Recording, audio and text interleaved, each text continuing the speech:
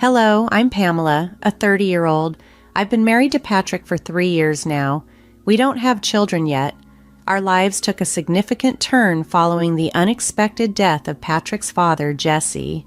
At the time, we were residing in a different state, and the news of Jesse's sudden heart attack came as a complete shock.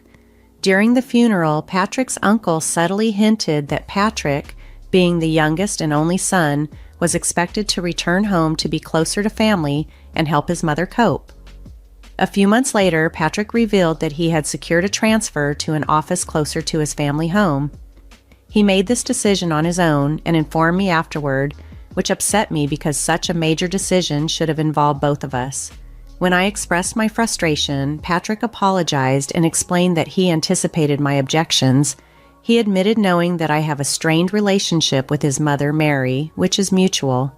When we lived farther away, our visits to his parents were limited to extended holidays, mostly due to our work commitments. Mary often complained about our infrequency, comparing us to Amanda and Diane, Patrick's sisters who lived nearby and visited often. Despite the distances and costs involved, Patrick always defended our situation. Our relationship with Mary had always been a bit tense but manageable. However, Mary's main grievance with me centered around us not having children yet. She had once bluntly questioned this during a summer visit, embarrassingly focusing on my ability to bear children, even comparing me. I decided to join Patrick, reasoning that we wouldn't be living together continuously anyway. To my surprise, Mary seemed genuinely pleased with my decision. 3 weeks later, she invited me over for tea, marking the first time I accepted such an invitation from her, albeit reluctantly. When I arrived at my in-laws' house, Mary and Amanda were there to greet me.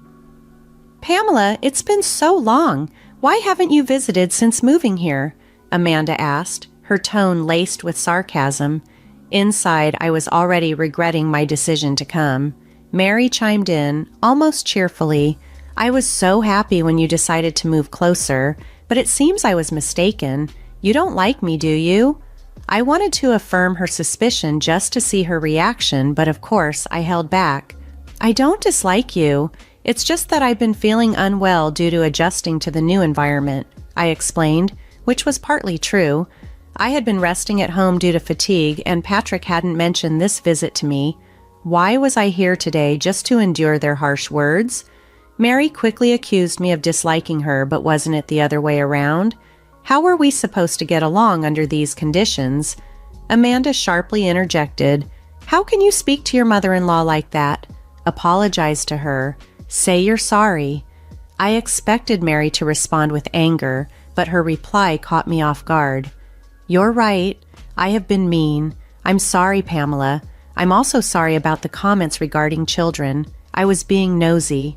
I braced myself for a lecture, anticipating some hidden snark, but there was none. Even Amanda looked surprised. "All I wanted was to hold a grandchild," Mary confessed. She explained that Amanda's husband was infertile and Diane seemed to have fertility issues, so she had pinned her hopes on Patrick and me, despite knowing about Amanda and Diane's struggles. Patrick and I had discussed having children and were considering it, so I asked for some patience. "Please, just give us some time," I said, bowing my head slightly. Despite everything, I couldn't shake off my sense of duty. "I'm sorry," I added, "but do visit us sometimes." After that, Mary and Amanda resumed watching TV and sipping their tea as if the earlier tension had never happened. "I like this announcer," Mary remarked about her favorite local TV personality. "She's so energetic and bright." Watching them and the TV, I felt a pang of regret. Maybe if I had been more outgoing, things could have been different with Mary and her family. It was a fleeting, somewhat naive thought. I was relieved to have shared my feelings earlier that day, hoping it might lead to better relations. Yet, my optimism was short-lived. That evening, Patrick stormed in, visibly upset. "I heard from Mom that you said you have no intention of getting along. She was crying, Pamela. What did you say to her?" I was stunned by his reaction. Just earlier he had left with a smile, and now he seemed to be accusing me of something entirely different. "Patrick, there's been a misunderstanding. I tried to clarify. I told her it's difficult for me to be friends given our current relationship. How does that translate to me not wanting to get along? I was scared now.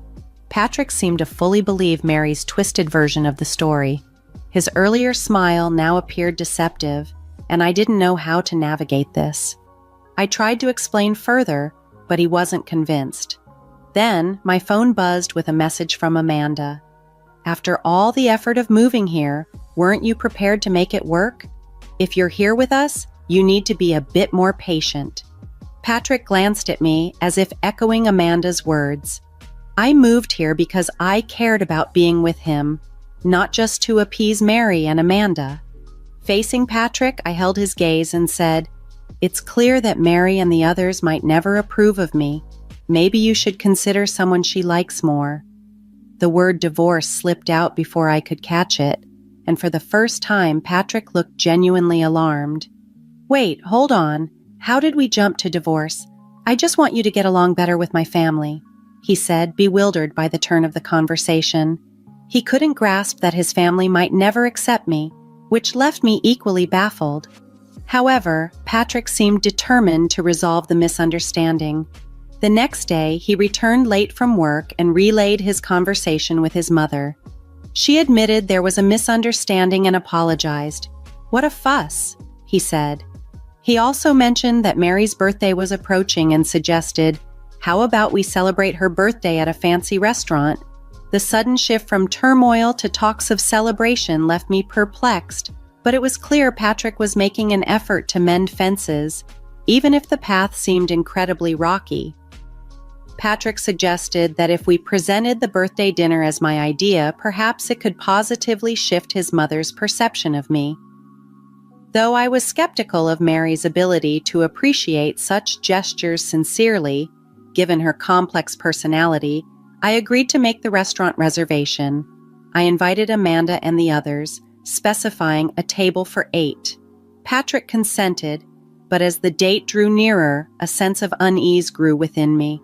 Patrick had been distant lately, giving only curt, indifferent responses to my attempts at conversation, which made me feel increasingly isolated. On the day of the dinner, we arrived at the restaurant to find Mary, Amanda, and their spouses already gathered. The host showed Patrick and me to our table, casting a questioning glance that only added to my discomfort. "Happy birthday, Mary," I greeted her cheerfully, trying to bridge the gap. However, Mary didn't even acknowledge me. Instead, she turned to the others, thanking them for joining her celebration. It felt like a deliberate snub. Amanda seemed confused.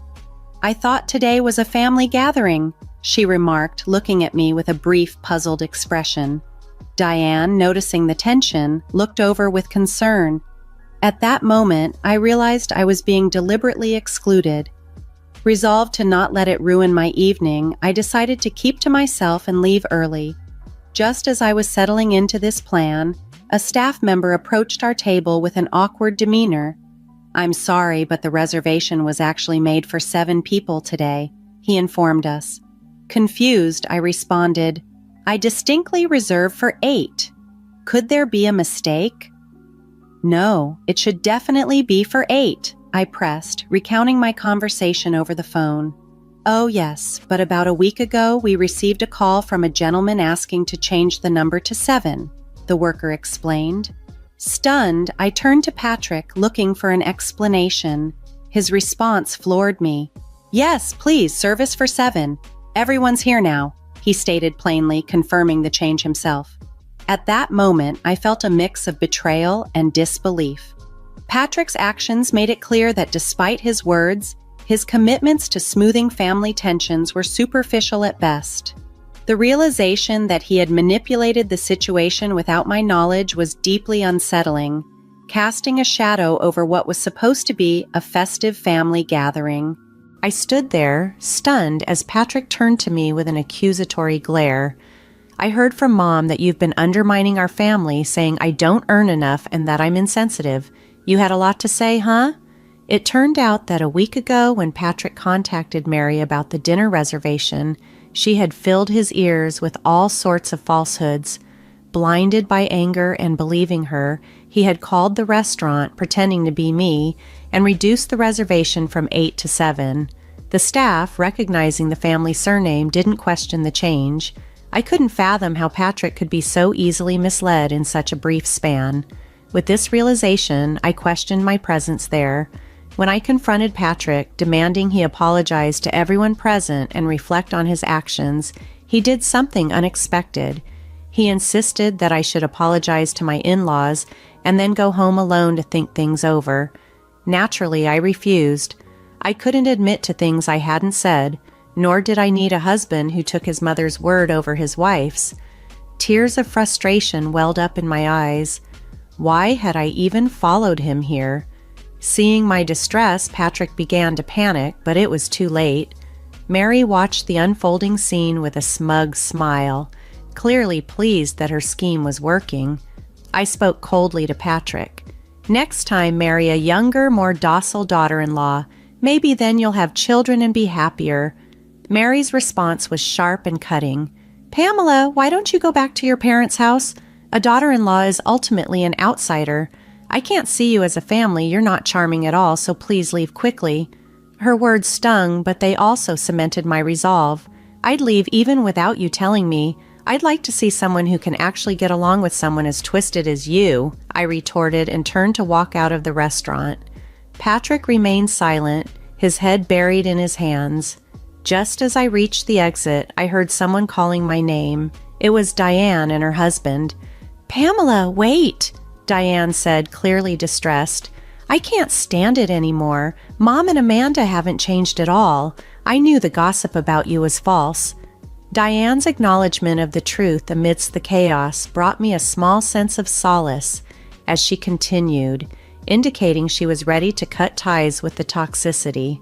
This moment of solidarity, though small and coming during a time of overwhelming emotion, hinted at some support within the family, something I desperately needed right then. As I stood there digesting Diane's words, my phone rang, flashing Mary's name. I sighed. What now? But before I could answer, Patrick's name replaced hers on the display. Muttering under my breath, I watched Diane and her husband exchange knowing looks. "Pamela, you might want to go back to the restaurant. You might see something interesting," Diane suggested, her eyes hinting at a twist I hadn't anticipated. They left, looking oddly pleased with themselves. I hesitated, but curiosity won over my desire to distance myself from the drama. When I finally answered Patrick's call, his voice was frantic, tinged with panic. "Pamela, I'm sorry. I didn't realize it was all a lie. I'll send the divorce papers later," he blurted out, but then quickly pleaded, "Wait, can't you come back? Please, it's a lifetime request." His almost childish plea almost made me laugh, but remembering Diane's cryptic hint, I decided to return to the restaurant. Upon arriving, I was met by an unexpected scene. A crowd was gathered around Patrick's table where a local TV announcer, Mary's favorite, was speaking into a microphone. The atmosphere was electric with tension. Mary was stumbling over her words, clearly struggling to explain herself. "No, that's not it. It's a misunderstanding," she stammered. Patrick and Amanda looked both awkward and uneasy, clearly not prepared for this turn of events. The announcer, microphone in hand, pressed Mary further. "You loudly declared in the restaurant that Pamela is an outsider and should leave. What did you mean by that? Please explain in detail." Meanwhile, Diane's husband, along with others who had been offended by the earlier events, had quietly left the scene. It all seemed surreal. As I stood there, somewhat dumbfounded, I pieced together that this had turned into a public spectacle, possibly being broadcasted. I realized then that I had forgotten to confirm the reservation details amidst the initial chaos. As I tried to make sense of the situation, a staff member approached, noting my confusion. "It's been quite a day, hasn't it?" they remarked, explaining that a TV recording had been scheduled at the restaurant that very day, which explained the unexpected media presence. The entire ordeal had unexpectedly played out on live television, casting the family drama in a stark, unfiltered light for all to see. As I processed the unfolding events, I couldn't help but feel a mix of vindication and disbelief at the bizarre turn my evening had taken. Although the dining area offered some privacy, conversations could still be easily overheard. Just after I stepped out, a famous TV announcer approached Mary with a beaming smile, ready to conduct an interview. Mary, an avid fan, was visibly excited.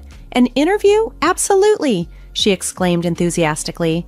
The topic was daughter-in-law and mother-in-law relationships. "We heard there was a heated argument earlier, and the daughter-in-law left in tears. Can you tell us what happened?" the announcer asked, putting Mary on the spot. Caught off guard by this direct question, Mary and Amanda's complexions paled, clearly at a loss to openly discuss the embarrassing truth about how they had manipulated the situation to alienate their son's wife. Patrick, spotting me from a distance, made a desperate plea. "Pamela, please, I can't let this shame be known. It was all a misunderstanding," he implored, looking utterly defeated. By then, my feelings for him had evaporated. Mary tried to smooth things over with a strained smile. "Oh, we usually call each other Pamela. Pamela, come over here," she beckoned. As I approached, the microphone was directed at me. "You say you call each other Pamela, but how does the daughter-in-law view her mother-in-law?" the announcer asked. "I've never been called that," I replied calmly.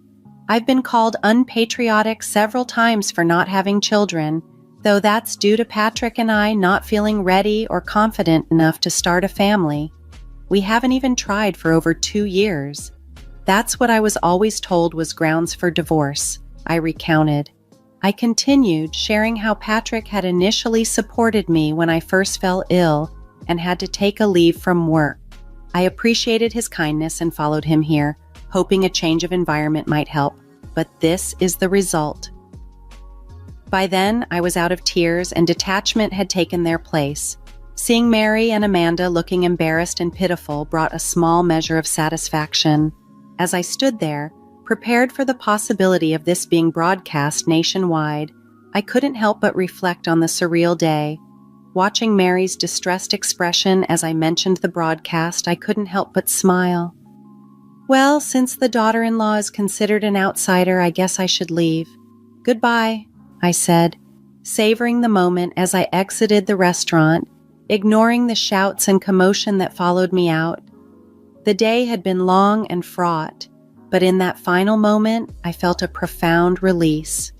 Walking away from that chaotic scene, I felt a mixture of relief and satisfaction. Although Mary and her family managed to prevent the broadcast of the footage, the incident had already caused quite a stir locally, becoming a hot topic among our relatives and acquaintances. The story of what had transpired spread quickly, fueling gossip and speculation. In the aftermath, I returned to my room, packed my belongings, and moved back to my parents' house. I sent the divorce papers to Patrick, but his response was delayed, prompting me to consider involving a lawyer. To my surprise, Patrick soon appeared at my parents' doorstep.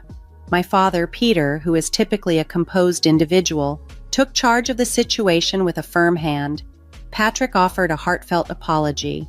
He expressed his intention to sever ties with his own family and promised to trust only in me going forward. However, his promises now seemed hollow. Too little, too late. Peter, visibly upset by the years of distress Patrick had caused me, didn't mince words. "Why didn't you realize this sooner? What have you done to Pamela all these years? Just sign the divorce papers and leave," he instructed sternly. With regret etched across his face, Patrick handed over the divorce papers, his handwriting shaky and difficult to read. Despite the initial difficulty, the papers were processed successfully. It later emerged that Amanda had been the real cause of her infertility, a fact she had wrongly attributed to her husband. Now, on the brink of her divorce, she no longer visited her in-laws. Patrick went back to live with his mother Mary in their small hometown.